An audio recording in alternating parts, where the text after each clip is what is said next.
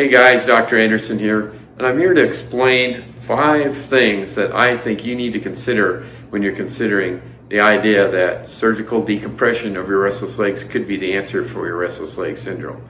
So if you haven't watched this before, watch me on YouTube. Understand that for approximately 10 years now, I've had great success reversing your restless legs by surgically opening up tunnels that have become tight in your lower extremity, and that's basically a big part of what I do. I do it in this operating room every week, and more we have people pretty much every week of the year that are coming from other states or other countries to visit us here. And this is where we do our surgery. And part of my motivation today, I just came back from hiking in the mountains. I always go out on weekends to get some exercise, and got back and called the patient that we'd done some surgery on from Georgia earlier this week, and she's doing fantastic. And I just felt the motivation really hit me that, hey, I got to get in and do some more videos to get back out and communicate to you a little bit more. Lots of videos on YouTube that we have of other people providing good testimonials. But again, I want to share 5 reasons that change the way you're thinking about your restless legs. So if you can hang in here for a few minutes and please listen to this, and I'll try to explain it as best I can. Because all you're going to hear about, in many cases, conventional medicine is going to talk to you about, dopamine levels in the brain. They're going to talk about maybe iron levels, and medicating you pretty much is what they're going to recommend. Now, when we did a paper, I think it's been about 3 or 4 years ago. It's been published now. We have a second paper that's going to be published. But I want to mention this to you. I have a PhD that helps publish these papers. Megan is her name. She's really good, very smart, and good about writing technical papers.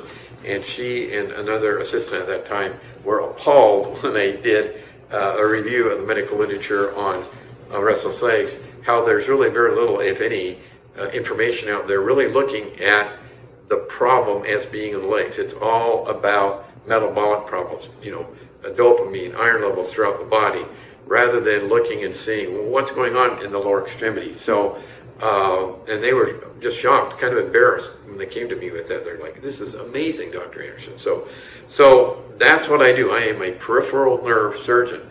And I think one of the things that stands out, if you come to me, you'll find that we do a lower extremity examination that's probably like nothing you've ever had. Most doctors don't even lay their hands on you in your lower extremity when they're talking to you about restless legs, because it is a diagnosis that's primarily made by the symptoms that you display. What you say, you've got burning, you've got cramping, I should say, creepy crawly sensations, jerking, and it happens more at night than during the day.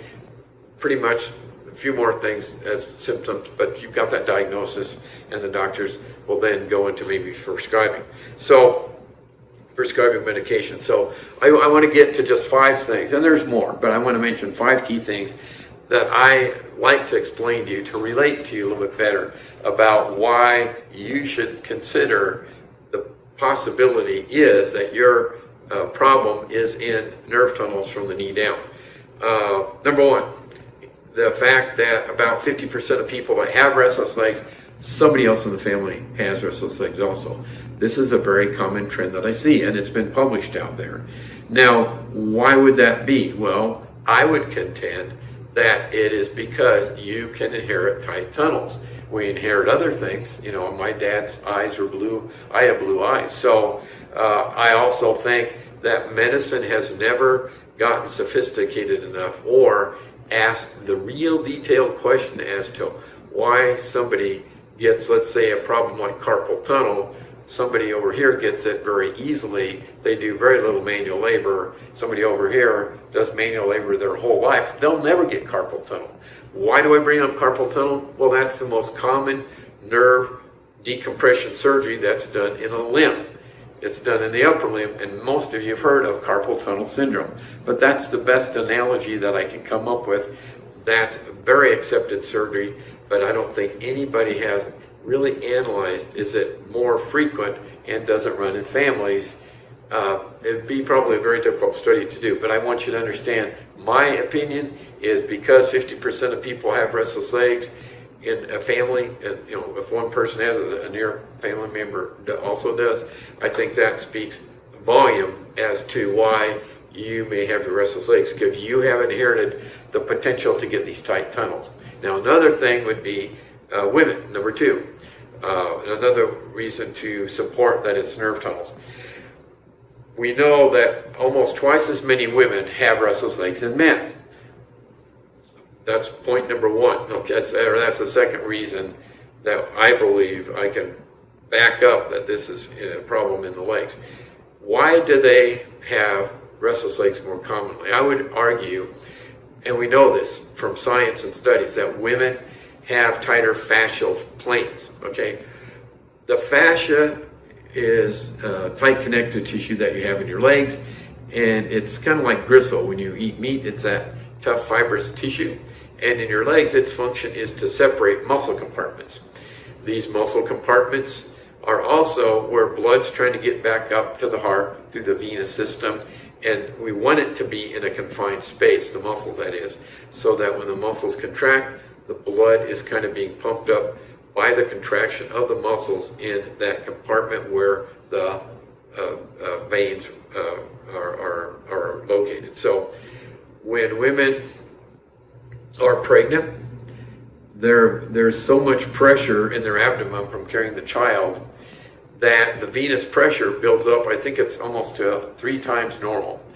With that much backflow or back pressure in the veins, if the leg compartments of a woman were not very tight, they would expand to a great deal and not allow blood to get back up to the heart. That's the idea as to why women have tighter leg compartments than men.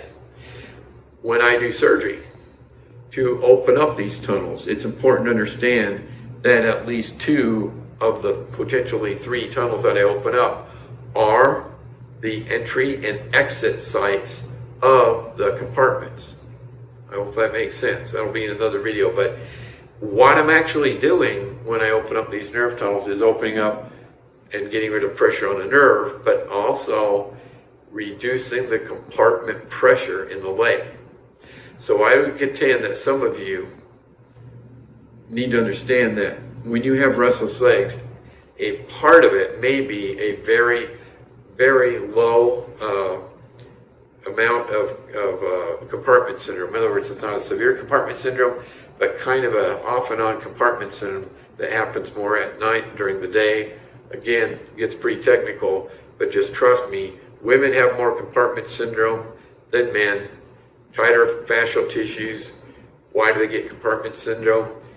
Because as young women, they get it more than men because the fascia won't expand.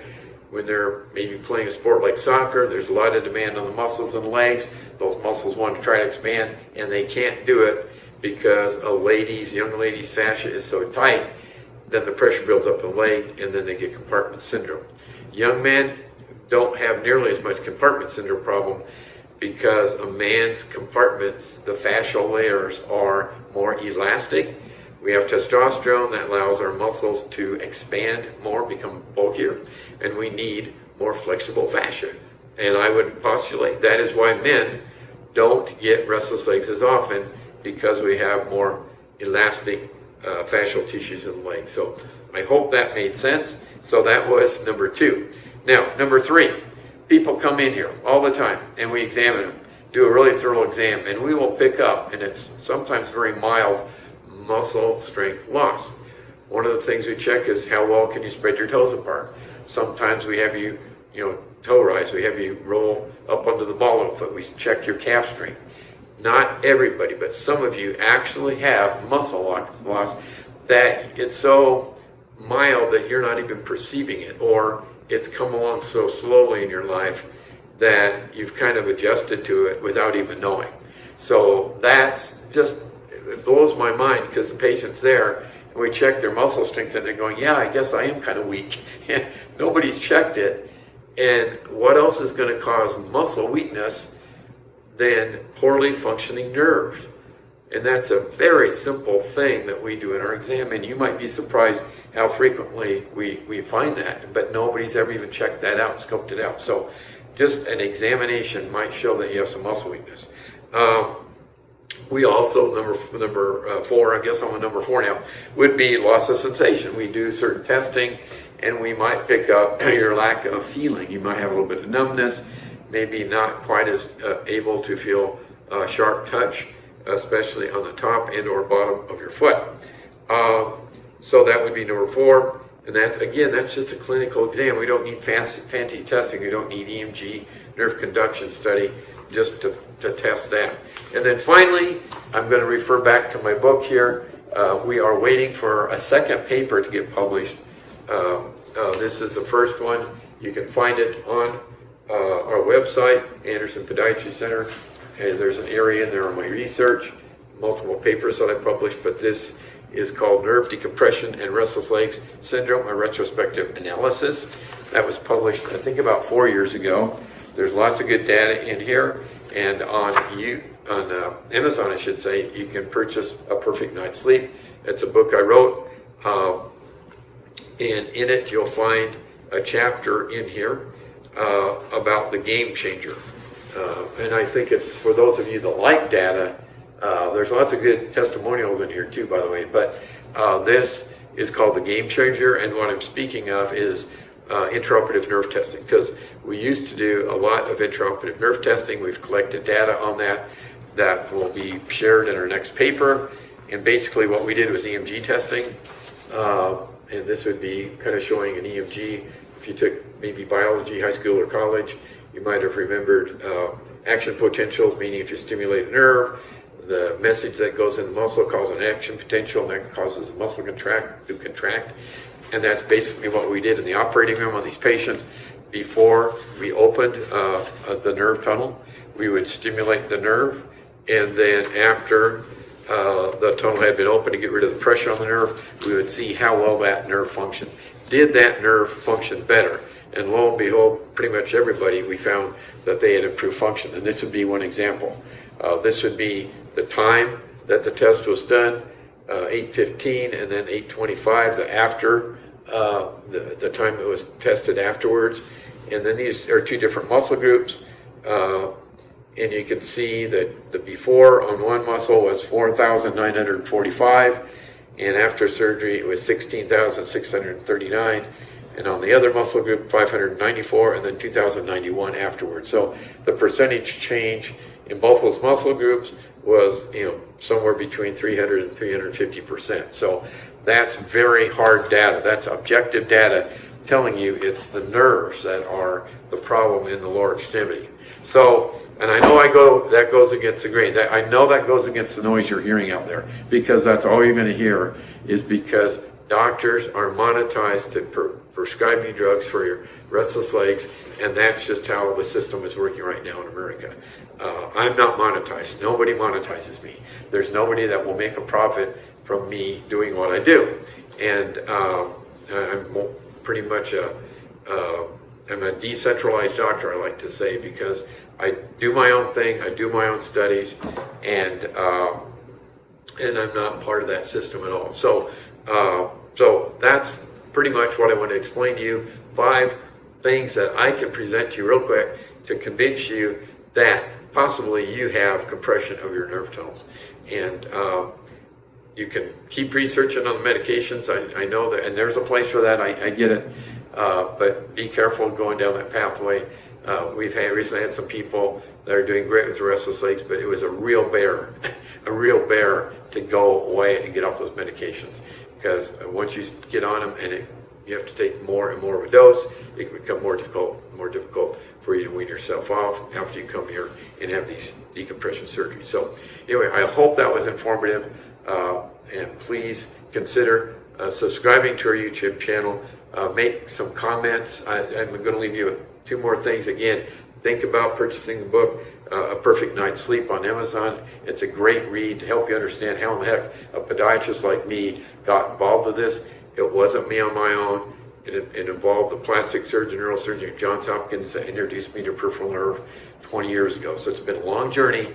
But I was first write a book about restless legs decompression and how it can help you, and also do a study, which you can also find on our website. So thank you for watching. Please subscribe to your YouTube channel, and thank you for your support as we can continue to grow and grow.